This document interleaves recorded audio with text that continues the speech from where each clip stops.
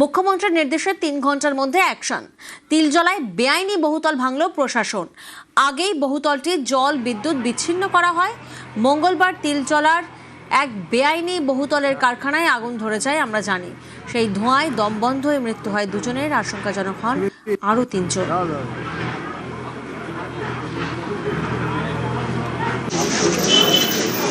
ঠিক আছে, ঠিক আছে।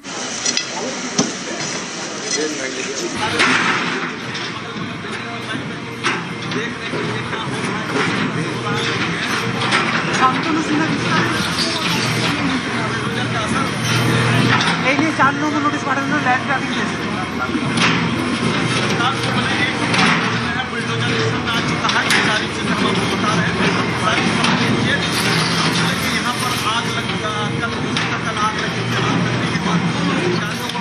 তিলজলা পিএসে যে অগ্নিসংযোগ এবং দুর্ঘটনা ঘটে, যাতে 2 জন মারা গেছিলেন, 3 জন আহত হয়েছিলেন। কালকেই আমরা 4টি দপ্তরের সমন্বয়ে একটি কমিটি করেছিলাম। কমিটি রিপোর্টে যা পাওয়া গেছে, এটা আমাদের রাজ্যে বা কলকাতার ক্ষেত্রে অশনি সংকেত। ওই অবৈধ ওয়ার্কশপ বা কারখানায় কোনো বিল্ডিং প্ল্যান নেই। The basic norms of fire এবং ইলেকট্রিসিটি সেগুলো ওখানে ছিল না, কমপ্লিটলি অবৈধ।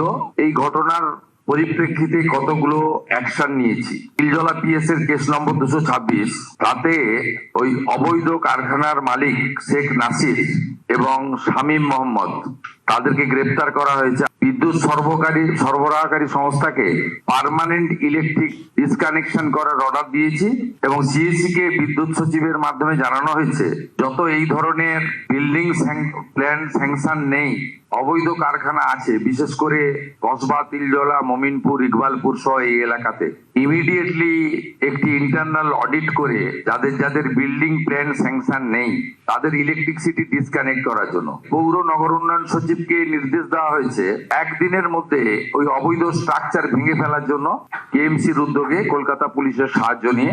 এবং একইভাবে কেএমসি কে বলা হয়েছে এই ধরনের অবৈধ বিপজ্জনক কারখানাগুলিতে জলের লাইন কেটে দেওয়ার জন্য। আমরা এতে 0 টলারেন্সের নীতি নিচ্ছি। যারা সতর্ক হতে চান সতর্ক হয়ে যান, যারা বেআইনি কাজকর্ম করছেন তাদেরকেও আমরা সংশোধিত হতে এবং এই ধরনের কাজ থেকে বিরত থাকার জন্য কড়া নির্দেশিকা এবং পরামর্শ দিচ্ছি।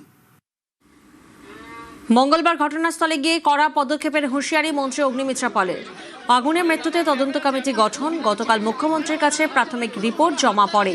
পুরো বাড়িটাই বেআইনি বলে উল্লেখ রিপোর্টে। এরপরেই বাড়ি ভাঙার নির্দেশ দেন মুখ্যমন্ত্রী।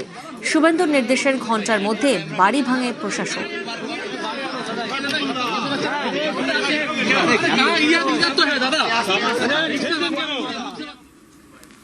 ইল্লিগালি এই বাড়ি তৈরি হয়েছে। যে বাড়িতে ফ্যাক্টরি ছিল, ওয়ার্কশপ, তারই মালিকের এই বিল্ডিংও তার। আমরা নোটিশ দিয়েছি খালি করে দেওয়ার জন্য, এবং পশ্চিমবঙ্গে যেখানে যেখানে এই ধরনের ইল্লিগাল বাড়ি তৈরি হয়েছে, হেলে আছুক, ডান দিকে হেলুক, বাঁ দিকে হেলুক, সোজা দাঁড়াক, এনওসি যদি না পাওয়া যায়, যে বিল্ডিং ইল্লিগাল, নোটিশ দেওয়া হবে, সময় দেওয়া হবে, আধিকারিকরা যাবেন। যদি কোনোভাবে রেকটিফিকেশন করা সম্ভব হয়, আমরা তাকে সেই সুযোগ দেব। তিলজলা অগ্নিকাণ্ডে আরও কড়া পদক্ষেপ। সাসপেন্ড প্রগতি ময়দান ফায়ার স্টেশনের ওসি। দমকলের ওসি গৌতম দাসকে সাসপেন্ড করা হয়েছে। গাফিলতির অভিযোগে সাসপেন্ড গৌতম দাস। বিভাগীয় তদন্তের নির্দেশ দিল দমকল। 1 মাসের মধ্যে তদন্ত শেষ করে পদক্ষেপ।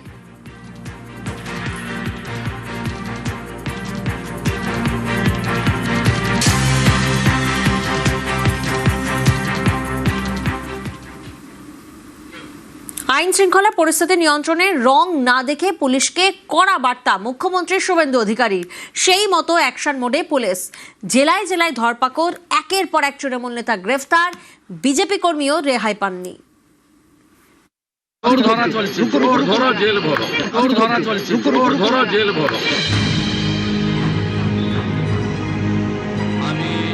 পালাবদলের পর রাজ্যে ক্ষমতায় বিজেপি সরকার। মুখ্যমন্ত্রী পদে শপথ নিয়েছেন শুভেন্দু অধিকারী।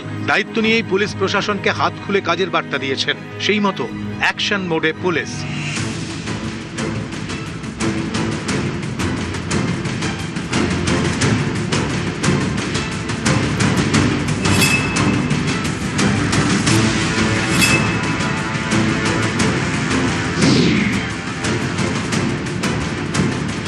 তোলাবাজির অভিযোগে গ্রেফতার তৃণমূল কাউন্সিলর শান্তনু মজুমদার। তিনি উত্তর 24 পরগনার বরানগরের 14 নম্বর ওয়ার্ডের কাউন্সিলর।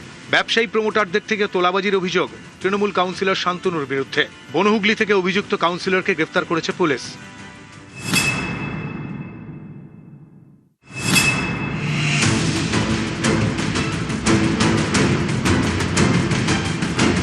জলপাইগুড়িতেও অ্যাকশন মোডে পুলিশ।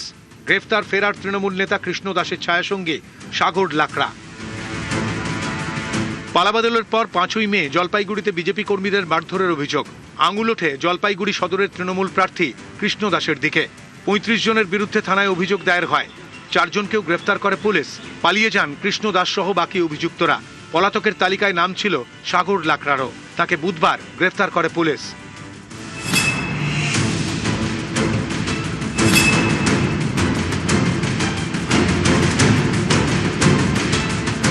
জলপাইগুড়িতে জালে তৃণমূল নেতা। বজরং দলের সদস্য পদ পাইয়ে দেওয়ার নামে টাকা তোলার অভিযোগ। ধৃত ময়নাগুড়ি পঞ্চায়েত সমিতির তৃণমূলের প্রাক্তন স্বাস্থ্য কর্মাধ্যক্ষ তপন মজুমদারকে গ্রেফতার করেছে ময়নাগুড়ি থানার পুলিশ।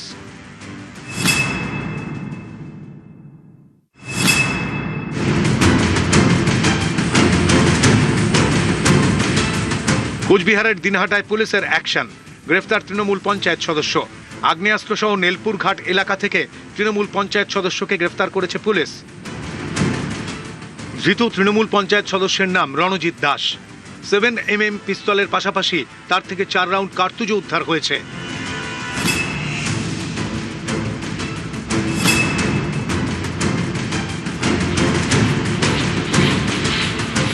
নেপাল পালানোর পথে পুলিশের জালে। গ্রেফতার উত্তর দিনাজপুরের চোপড়ার তৃণমূল নেতা গোপাল ভৌমিক। দীর্ঘদিন ধরেই একাধিক মামলায় অভিযুক্ত ছিলেন তিনি। অভিযোগ একাধিক মামলায় নাম জড়ালেও দাপটের সঙ্গেই এলাকায় ঘুরতেন তৃণমূল নেতা গোপাল ভৌমিক। রাজ্যে পালাবদলের পরেই পুলিশের জালে। পানি ট্যাঙ্কি এলাকা থেকে তাকে গ্রেফতার করেছে পুলিশ।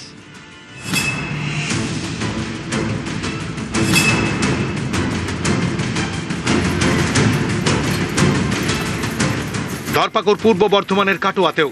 তোলাবাজির হুমকি দেওয়ার অভিযোগ। জালে কাটোয়ার তৃণমূলের 2 নেতা সহ 3।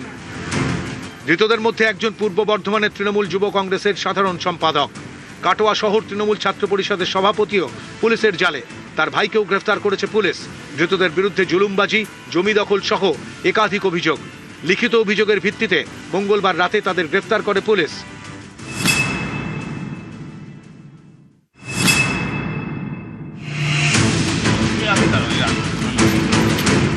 পূর্ব বর্ধমানের জামালপুরে পুলিশি ধরপাকড়। গ্রেফতার জামালপুরের প্রভাবশালী 2 তৃণমূল নেতা। ভোটের পরে এলাকায় অশান্তি ছড়ানোর অভিযোগে গ্রেফতার। জালে বেরুগ্রাম অঞ্চল তৃণমূল সভাপতি শেখ সাহাবুদ্দিন।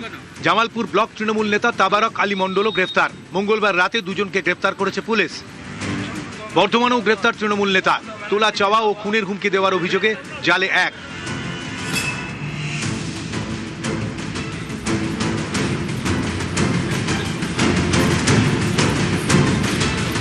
তৃণমূল অফিসে আগুন লাগানোর অভিযোগ। ধৃত 2 বিজেপি কর্মী। হুগলির পান্ডুয়ার ইলছোবা গ্রামের ঘটনা। রবিবার রাতে আগুন লাগানোর অভিযোগ ওঠে। পান্ডুয়া থানায় অভিযোগ দায়ের করে তৃণমূল। তদন্তে নেমে 2 বিজেপি কর্মীকে গ্রেফতার করে পুলিশ। দেখুন, অন্যায় যে করবে সে শাস্তি পাবে। আমাদের মোদিজি বলেছে ভয় নেই, ভরসা। আমরা মানুষকে ভরসা দিতে এসেছি।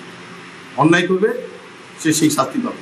তাতে বিজেপি হোক, তৃণমূল হোক, যেই হোক, আইন আইনের পথেই চলবে। নিউজ 18 বাংলা।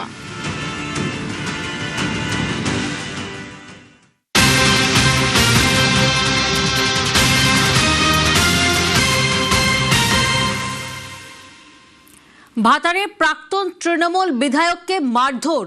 হাসপাতালে নিয়ে গেলেন বিজেপি বিধায়ক। পূর্ব বর্ধমানের ভাতারের এরুয়ার এই গ্রামের ঘটনা। আরও একবার আপনাদেরকে জানাবো যে ছবি এই মুহূর্তে আপনারা দেখছেন। ভাতারে প্রাক্তন তৃণমূল বিধায়ককে মারধর করা হয়েছে এমনটা অভিযোগ সামনে আসছে। আর হাসপাতালে কে নিয়ে গেলেন বিজেপি বিধায়ক। পূর্ব বর্ধমানের ভাতারের এরুয়ার গ্রামের এই ঘটনা।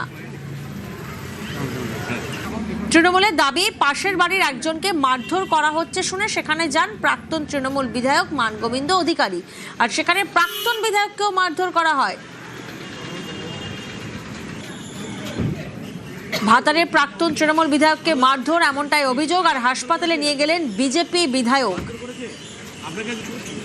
বিজেপি বিধায়ক সৌমেন কারফা। পূর্ব বর্ধমানের ভাতারের এরুয়ার গ্রামের এই ঘটনা। খবর পেয়েই ঘটনাস্থলে যান বিজেপি বিধায়ক সৌমেন কারফা। আক্রান্ত প্রাক্তন বিধায়ককে উদ্ধার করে হাসপাতালে নিয়ে যান। দোষীদের বিরুদ্ধে পদক্ষেপের আশ্বাস বিধায়কের।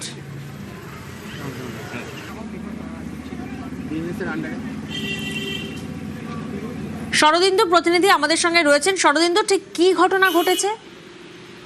গতকাল পূর্ব বর্ধমানের ভাতারের এরুয়ারে প্রাক্তন তৃণমূলের বিধায়ক মানগোবিন্দ অধিকারীকে মারধর করা হয়। তিনি তার পাশের এলাকারই এক ব্যক্তিকে মারধর করা হচ্ছে শুনে সেখানে গেলে জনরোষ তার উপরে পড়ে এবং সেই খবর পেয়ে ভাতারের বর্তমান যে বিধায়ক বিজেপির সৌমেন কারফা তিনি সেখানে পৌঁছান এবং তাকে অর্থাৎ মানগোবিন্দ অধিকারীকে সেখান থেকে উদ্ধার করে একেবারে বর্ধমান মেডিকেল কলেজ হাসপাতালে নিয়ে এসে চিকিৎসা করা এবং সৌমেন কারফার অনভিপ্রেত ঘটনা না হলেই ভালো হতো। অভিযোগ একটা উঠছে বিজেপির লোকজন নাকি মারধর করেছে ওনাকে। না, বিজেপির লোকজন মারধর করেছে বলে আমার জানা নেই। না জনরোষ, এবং আমি ঢুকে ওনাকে রক্তাক্ত অবস্থায় দেখতে পাই। উনি আসতে চাইছিলেন না, জোর করে নিয়ে আসে আর কি। পুলিশ ব্যবস্থা নিয়েছে এবং গ্রেপ্তার করেছে। তো আমাদের তরফ থেকে বলা হয়েছে পুলিশকে দল ও মত নির্বিশেষে যারা এই ঘটনায় যুক্ত তারা ব্যবস্থা নিন।